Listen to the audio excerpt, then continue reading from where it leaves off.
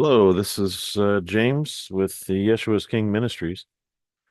Just like to say happy Passover to everyone.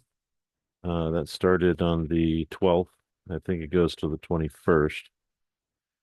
And uh, anyway, it's time, to clean up your house. That's basically what it is. I think it's more of a internal thing rather than going around and cleaning your house.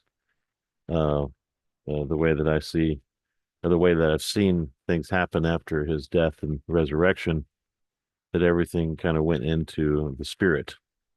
Every blessing that was promised and went into the spirit. So I believe that the Passover is dealing with internal. Get rid of all the unleavened bread that you have in yourself. So anyway, the main thing,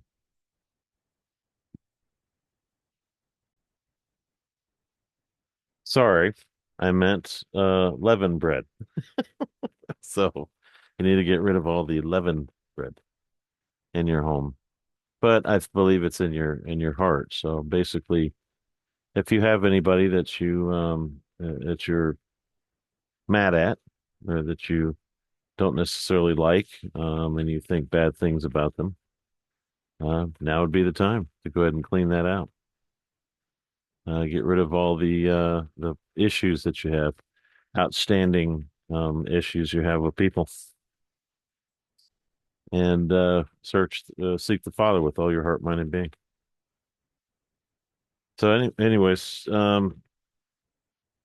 that's it on that. That tonight's sermon is going to be about Yeshua's church. I talked about this last Thursday, I think. Um, it blew some people's minds because the answer was so simple. The answer was as simple as you need to ask Yeshua to pray on your behalf because he's the mediator between you and the Father under the new covenant. Um, that's it's a simple way to pray.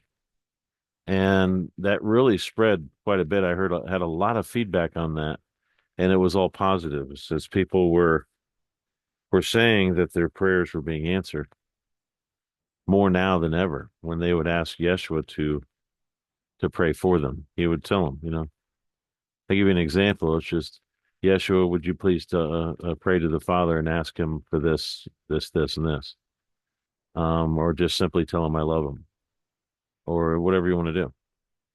So those are the prayers, the examples of prayers. Would you please ask him or pray to him and ask him? I know he listens to your prayers. So when Yeshua says, I want to pray for you, pretty much guaranteed that you're going to get that prayer answered. That's how it works. But here's what we have in the making here. I'm pretty sure that this sermon is not going to be very long. Um, I don't like it when people sit there and bore me with Bible. I can go read the Bible myself, but we're going to get to that point. So I've heard about his church being separate from all others. And I never really understood why that was separated until it all became clear when he says, I never knew you. Okay. I understand that now. I get that. And I want you to understand that and share in that light of information, because it really does free you. It frees you from a lot of things that you didn't really understand before. So people are living under a delusion right now, and that delusion is about to be removed. So if you do not want your delusion removed, you might want to leave the room. But you need to understand what his church is and how it is. And all these verses are going to start coming in and all start making sense. Some of the Bible parts that you've been reading. So you have a lot of preachers that go out there and they just Basically after I leave, if I go first, they're going on Sunday. If you're going to go by these days of the week or the Gregorian calendar, you're going to need to be go on Saturday. That's the seventh day. Okay. If you're going to do this, go to assembly, we call it, to what you call a church, we call assemblies, and on Saturdays, if you go by the Gregorian calendar. It's easy enough to find out which day it is because basically you have to go to the spring equinox and count 7 days, which means Friday is the seventh day this year. It changes every year. So that would be the seventh day now, this year, up to the next spring equinox. Now, that's technicality. If you're going to go to church, at least, go the right day, right? If you think about it, specifically, this is all going to make sense. His real church is everywhere. And what I mean by that is this. You have a bunch of people that have had um uh experiences with him, and every one of them has issued their own testimony on what he's done for them. What I mean by this, I was a drunk, I was this, I was that. There's all kinds of things that they were doing. I believe I was listening to a guy the other day, and he said he used to go to Mardi Gras, and he would go from bar to bar, getting drunk, high, coke, all that. And now he's on the same street preaching the word. You need to go to Jesus. You need to do this because he died for you. You need to be saved from this. I've done it. I've been here. Blah blah blah. Now, when he's on the street preaching like that, and he's sharing with people all the things that he used to do that were horrible, and that when he met Yeshua, what Yeshua did for him, that's his church, right there.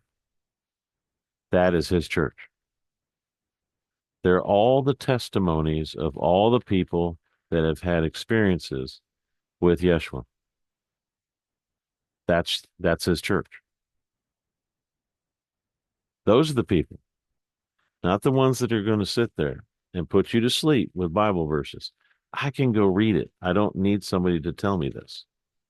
I go read it anytime. I don't need somebody. I'm going to go to a building on Sunday morning and listen to somebody read something I can read. And you have to watch very closely about interpretations, because interpretations without experience behind it, without actually having experience with him, experiential experience, we call it, that's very dangerous to you, because your interpretation could lead a lot of people right to hell if you don't know what you're talking about or you've never had that experience. I'm not going to, this is why I don't go to the Bible all the time. The scriptures are there. You can go read them. I can read them.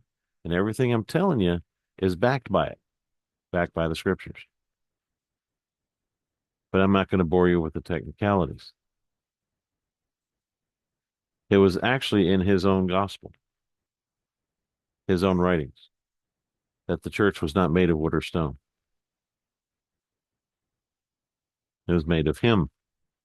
So um, he has all these experiences with a lot of people, all the times that they've been saved. Well, not all of them are liars there. They all didn't lie. Everyone is telling the truth about the experiences they've had with him. And that's the way it is. That's your church. Now you no longer have uh, a, a, a deception of your mind. That should make it clear. It's a freedom that you have. And if you don't have any testimony, you're not within his church. And if and it's amazing how many people lie. Some wolves in sheep's clothing. But when I saw the difference, and have an experience with Yeshua, and then going to a church and watching some preacher sit there and just read a book, which is what they do, and then they come up with some kind of I don't know what the interpretation that just doesn't make any sense. But if you'll notice, it will um, always lead to them getting everybody hyped up, getting the music going, and everybody singing. They do that every single time. That's not an experience with Yeshua. That's not a, he helped me out of a mess. I remember, I can tell you right now, I remember when Yeshua helped me out of a land dispute that was there for 35 years. And I turned to him. And when I did, this happened 3 months later. Didn't cost a dime. I'm not there anymore, but didn't cost a dime. The man in the back, uh,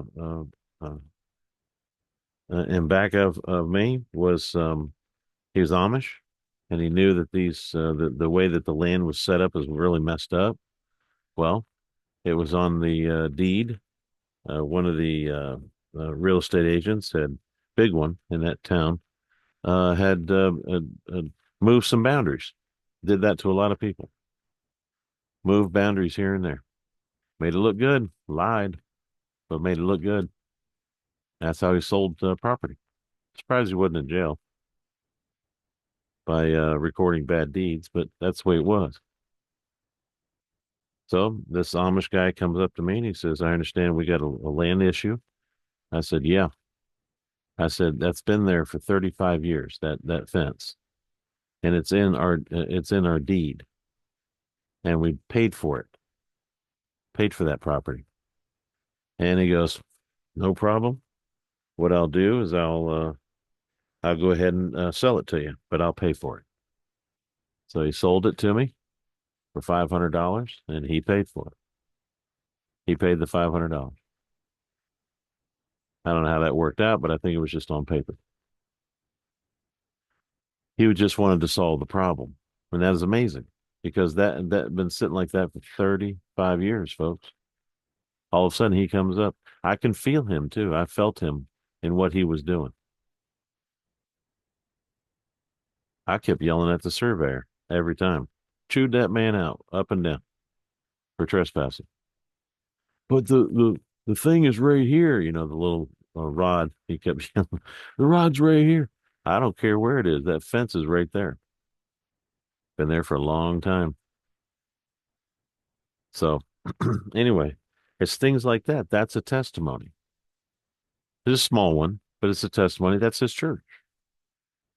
If you've had little experiences with him and you put it out on internet, you're now preaching in his church.